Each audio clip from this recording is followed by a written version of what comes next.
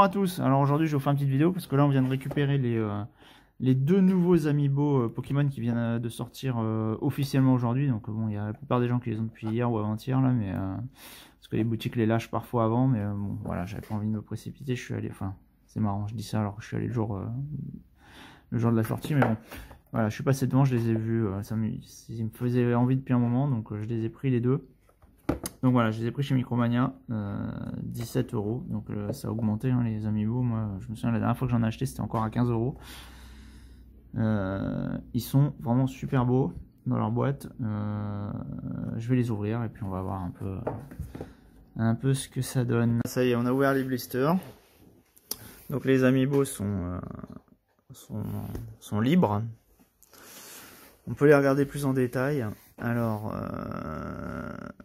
comme vous pouvez le voir, ils ont pour le carapuce, la conception a été plutôt bien pensée puisque les plastiques m'ont l'air d'être directement teintés dans la masse en fait. Il n'y a pas beaucoup de peinture. Vous voyez le ventre, c'est un morceau de plastique jaune, les bras c'est des morceaux de plastique bleu.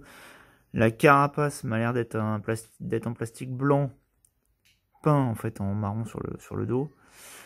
Et pour ce qui est des yeux, c'est des espèces d'impressions en fait qui sont appliquées sur les yeux. Voilà, c'est pas de la peinture quoi.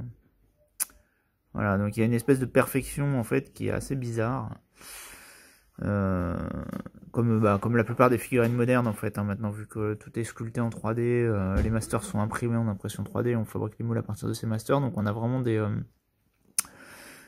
figurines qui sont parfaites quoi en fait. On a vraiment l'impression d'avoir le mesh 3D qui est là dans notre main quoi. Voilà, donc ça enlève un peu le côté artisanal. Donc maintenant en plus visiblement ils poussent le truc jusqu'à même la peinture hein, puisque vous voyez les yeux là ils sont pas peints. Après bon, tout est parfait hein, il n'y a rien qui dépasse, il n'y a pas un coup de pinceau qui va pas bien, c'est vraiment très très parfait. Donc voilà, donc là c'était le carapuce. Le Herbizarre est un peu plus détaillé parce que dû au caractère design du monstre en fait. Hein. Donc lui, il y a des coups de pinceau sur les pattes là, vous voyez. Donc le corps est moulé dans un plastique teinté bleu turquoise. Hein. Et les pattes, c'est les griffes là, c'est des coups de pinceau blancs. Ça, je sais pas comment c'est peint, mais clairement c'est pas fait à la main, hein. C'est pas des humains qui ont fait ça, ou alors peut-être avec des caches là, des pochoirs. Je sais pas trop comment ils font, mais bon voilà, donc c'est pareil, il y a toujours la même perfection que sur l'autre en fait, il n'y a rien qui dépasse, hein, c'est vraiment bon, à part ce côté là qui rappelle un peu quand même le côté humain on va dire. Mais voilà, les yeux, pareil, c'est des impressions aussi qui sont, enfin c'est peint, enfin je sais pas comment c'est fait, c'est imprimé dessus directement, j'en sais rien. Vous voyez, l'intérieur de la bouche est parfait aussi.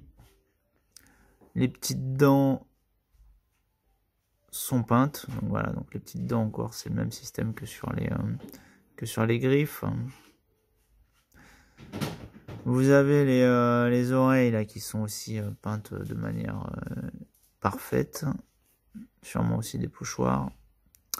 Et pour ce qui est de la plante au-dessus, donc vous avez les herbes là qui sont, enfin les feuilles qui sont en plastique teinté vert. Donc il n'y a pas de peinture là-dessus, hein. Là-dessus il n'y a pas de peinture. Elles sont très belles, hein, vous voyez, c'est vraiment très très joli. Vous avez la fleur qui est en plastique teinté rose. Pareil, c'est très beau.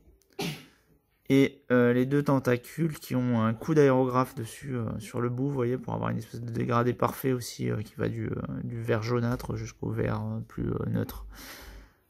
Voilà, donc une très très belle figurine. Hein. Le Florizarre, là, enfin pas le Florizarre, le Herbizarre, il est vraiment magnifique. Je pense que c'est difficile à dire parce qu'il y en a tellement dans la gamme, mais en tout cas, c'est un de mes amiibo préférés. Vous voyez, le dynamisme de la pose et tout est superbe. Voilà, donc une très belle réussite. Voilà, j'espère que vous avez toutes les infos que vous vouliez. Allez, à plus.